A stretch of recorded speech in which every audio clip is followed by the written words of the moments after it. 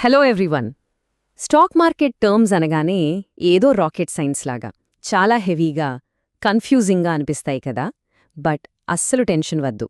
మన ఈ stock market terms explainer part 1లో ఆ ఫైనాన్షియల్ జార్గన్ మొత్తాన్ని సింపుల్ ఎవ్రీడే కాన్సెప్ట్స్గా మార్చి కంప్లీట్గా డీమిస్టిఫై చేద్దాం. Let's dive right in. ఇదే మన explainer master class road map. Core ownership basics దగ్గర నుంచి ఆర్డర్ టైప్స్, స్టాక్ కేటగిరీస్, market conditions and finally investor రకాలు, ఈ 5 లెవెల్స్ని చాలా ఈజీగా కవర్ చేద్దాం. సో ఫస్ట్ లెవెల్లోకి ఎంటర్ అవుదాం, core ownership and market place. Imagine Tata Motors లాంటి కంపెనీ ఒక జాయింట్ పిజ్జా అనుకుందాం. అందులో ఒక చిన్న స్లైస్ని స్టాక్ లేదా షేర్ అంటారు. అలా ఒక ఇన్వెస్టర్ దగ్గర ఉన్న టోటల్ షేర్స్ ఓనర్షిప్ వాల్యూని ఈక్విటీ అని పిలుస్తారు. సింపుల్గా చెప్పాలంటే ఆ పిజ్జాలో ఎన్ని స్లైసెస్ మీద ఓనర్షిప్ ఉందో అదే వాళ్ళ టోటల్ ఈక్విటీ అన్నమాట. మరి ఈ షేర్స్ ఎక్కడ దొరుకుతాయి? అదే స్టాక్ ఎక్స్చేంజ్. ఇదొక రెగ్యులేటెడ్ మార్కెట్ ప్లేస్. ఎగ్జాక్ట్గా చెప్పాలంటే ఇది కంపెనీల కోసమున్న ఒక జైంట్ డిజిటల్ సబ్జీ మండి లాంటిది. ఇక్కడ ప్రతి స్టాక్కి ఒక షార్ట్ నిక్నేమ్ ఉంటుంది. దాన్నే టిక్కర్ సింబల్ అంటారు. ఫర్ ఎగ్జాంపుల్, రిలయన్స్కి రిలయన్స్ అని, జొమాటోకి జొమాటో అని షార్ట్కట్స్ ఉంటాయి. ఇక్కడ పబ్లిక్ అండ్ ప్రైవేట్ కంపెనీస్కి మధ్య ఉన్న డిఫరెన్స్ చాలా క్రూషల్. ప్రైవేట్ కంపెనీస్లో జనరల్ పబ్లిక్ షేర్స్ కొనలేరు. కానీ ఒక ప్రైవేట్ కంపెనీ ఫస్ట్ టైం పబ్లిక్కి షేర్స్ అమ్మాలని డిసైడ్ అయినప్పుడు ఒక గ్రాండ్ ఓపెనింగ్ పెడుతుంది. దాన్నే ఐపీఓ అంటే ఇనిషియల్ పబ్లిక్ ఆఫరింగ్ అంటారు. అప్పుడే ఎవరైనా షేర్స్ కొనే ఛాన్స్ వస్తుంది. ఇప్పుడు సెకండ్ లెవెల్కి మూవ్ అవుదాం, ఆర్డర్, రకాలు అండ్ ఎగ్జిక్యూషన్. అసలు బ్రోకర్ యాప్లో ఆర్డర్స్ ఎలా పనిచేస్తాయో చూద్దాం. ఇక్కడ బేసిక్ కంట్రోల్స్ అర్థం చేసుకోవాలి. మార్కెట్ ఆర్డర్ పెడితే కరెంట్ మార్కెట్లో ఏ ప్రైస్ ఉంటే ఆ ప్రైస్కి వెంటనే బై అవుతుంది. బట్ లిమిట్ ఆర్డర్ పెడితే ఒక స్పెసిఫిక్ ప్రైస్ కోసం బేరమాడి ఆ ప్రైస్ వచ్చేదాకా సిస్టమ్ వెయిట్ చేస్తుంది. ఇక గుడ్ టిల్ ట్రిగర్ లేదా జీటీటీ అయితే మన టార్గెట్ ప్రైస్ కోసం నెలల తరబడి ఓపికగా వెయిట్ చేస్తుంది. అండ్ డే ఆర్డర్ అనేది ఆ రోజు మార్కెట్ క్లోజ్ అయ్యే 3:30 PM లోపు మ్యాచ్ అవ్వకపోతే ఆటోమేటిక్గా ఎక్స్పైర్ అయిపోతుంది. మన క్యాపిటల్ని ప్రొటెక్ట్ చేసుకోవడానికి కొన్ని సేఫ్టీ నెట్స్ ఉన్నాయి. స్టాప్ ఆర్డర్ లేదా స్టాప్ లాస్ అనేది ఒక ఆటో ఎజెక్ట్ బటన్ లాంటిది. ప్రైస్ పడిపోతుంటే లాస్ని లిమిట్ చేయడానికి ఆటోమేటిక్గా సెల్ చేస్తుంది. అదే ట్రేలింగ్ స్టాప్ లాస్ అయితే ఒక స్మార్ట్ క్లైంబింగ్ రోప్ అనుకోవచ్చు. ప్రైస్ పైకి వెళ్లే కొద్దీ ఇది కూడా పైకి మూవ్ అవుతూ ప్రాఫిట్స్ని లాక్ చేస్తుంది. నెక్స్ట్ ఈ 3 ఇంట్రెస్టింగ్ మార్కెట్ మెకానిక్స్ చూడండి. బయర్స్ ఇచ్చే ప్రైస్కి సెల్లర్స్ అడిగే ప్రైస్కి మధ్య ఉన్న డిఫరెన్స్నే బిడ్ ఆస్క్ స్ప్రెడ్ అంటారు. ఇది మన షాప్కీపర్స్తో బేరమాడే మార్జిన్ లాగా. స్లిప్పేజ్ అంటే కొందామని క్లిక్ చేసిన ప్రైస్కి యాక్చువల్గా ఆర్డర్ ఎగ్జిక్యూట్ అయిన ప్రైస్కి మధ్య వచ్చే తేడా, just like internet lag. Finally liquidity అంటే ఒక అసెట్ని ఎంత ఫాస్ట్గా ఈజీగా క్యాష్గా కన్వర్ట్ చేయగలమనేది. ఇక మార్కెట్ రోలర్ కోస్టర్ విషయానికొస్తే ప్రైస్ వైల్డ్గా పైకి కిందికి స్వింగ్ అవ్వడాన్ని వాలటాలిటీ అంటారు. అలాగే మన దగ్గర తక్కువ డబ్బులున్నప్పుడు బ్రోకర్ దగ్గర అప్పు తీసుకుని ట్రేడ్ చేయడానికి వాడేదే మార్జిన్ అకౌంట్. ఈ బారోడ్ మనీ క్రియేట్ చేసే పవర్నే లెవరేజ్ అంటారు. ఇది డబుల్ ఎడ్జ్డ్ స్వార్డ్ లాంటిది. ప్రాఫిట్స్ ఎంత మల్టిప్లై అవుతాయో లాసెస్ కూడా అంతే డెవాస్టేటింగ్గా మల్టిప్లై అవుతాయి. Be careful. Moving on to level 3, stock కేటగిరీలు అండ్ స్ట్రాటజీలు. మార్కెట్లో ఎన్ని ఫ్లేవర్స్ ఆఫ్ స్టాక్స్ ఉన్నాయో చూద్దాం. First, common stock. దీని ద్వారా కంపెనీలో ఓటింగ్ రైట్స్ వస్తాయి. Second, preferred stock. వీళ్ళకి వీఐపీ ట్రీట్మెంట్ లాగా ముందే ఫిక్స్డ్ డివిడెండ్స్ వస్తాయి కానీ ఓటింగ్ పవర్ ఉండదు. Third, blue chip stocks. ఇవి రిలయన్స్ లాంటి జయంట్ ఇండస్ట్రీ లీడర్స్.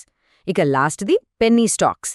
చాలా తక్కువ ధరకు దొరికే చిన్న షేర్స్, బట్ ఇవి ఇంక్రెడిబ్లీ రిస్కీ, అప్పుడప్పుడు ప్యూర్ ట్రాప్స్ లాగా కూడా మారొచ్చు. ఇంకొన్ని ఇంట్రెస్టింగ్ కేటగిరీస్ ఉన్నాయి. గ్రోత్ స్టాక్స్ వాళ్ల ప్రాఫిట్స్ని మొత్తం బిజినెస్ ఎక్స్పాన్షన్కే వాడతాయి, సో ఫాస్ట్గా గ్రో అవుతాయి. వాల్యూ స్టాక్స్ అంటే అండర్ వాల్యూడ్ అయిన హై క్వాలిటీ బార్గెయిన్స్. ఎకానమీతో పాటు పెరిగి పడిపోయే వాటిని సైక్లికల్ స్టాక్స్ అంటారు. కానీ ఎకానమీ బాలేనప్పుడు కూడా సర్వైవ్ అయ్యే, రోజూ వాడే ఎసెన్షియల్స్ అమ్మే వాటిని డిఫెన్సివ్ స్టాక్స్ అంటారు. ఇక్కడ 2 కంప్లీట్ ఆపోజిట్ స్ట్రాటజీస్ని అబ్జర్వ్ చేద్దాం. డివిడెండ్ స్టాక్స్లో ఇన్వెస్ట్ చేస్తే రెగ్యులర్గా స్టెడీ ప్యాసివ్ క్యాష్ ఇన్కమ్ వస్తుంది. కానీ షార్ట్ సెల్లింగ్ అనేది ఒక రిస్కీ రివర్స్ గేమ్.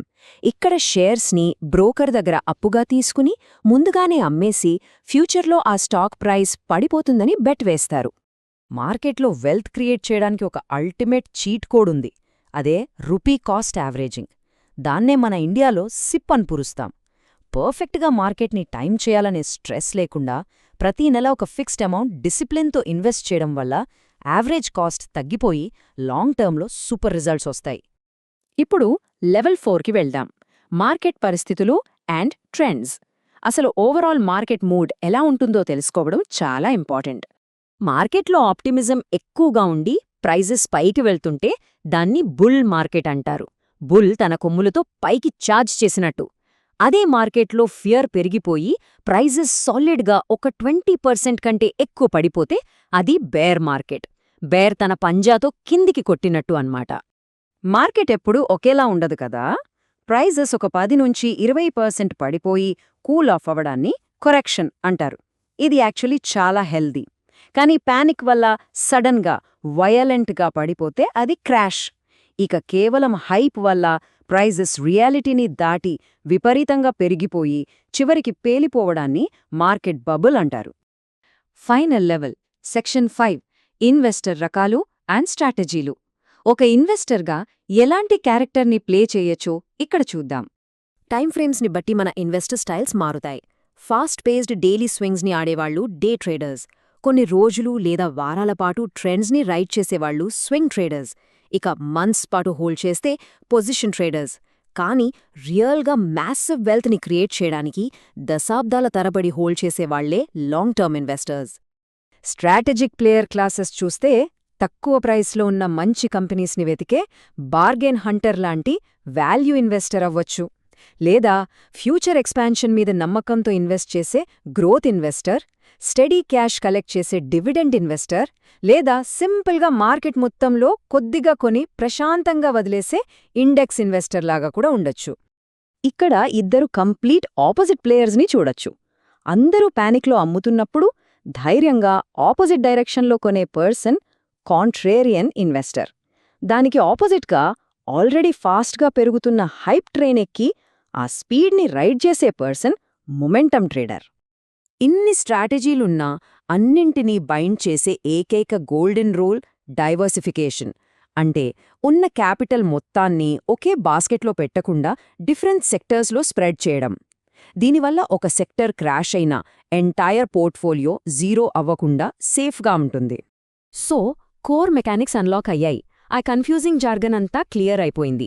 ఇప్పుడు ఆలోచించాల్సిన ఒకే ఒక క్వశ్చన్ ఏంటి అంటే, రియల్ వెల్త్ బిల్డ్ చేయడానికి ఏ క్యారెక్టర్ క్లాస్, ఏ స్ట్రాటజీ బెస్ట్ అనిపిస్తోంది? Think about it. ఈ ఇంట్రెస్టింగ్ థాట్తో మన stock market terms explainer part 1ని ఇక్కడితో ముగిద్దాం. Keep learning. చూసినందుకు ధన్యవాదాలు. మా ఛానల్ను సబ్స్క్రైబ్ చేయండి మరియు బెల్ ఐకాన్ను క్లిక్ చేయండి కొత్తగా వచ్చే ఆసక్తికరమైన కాంటెంట్ అప్డేట్స్ కోసం.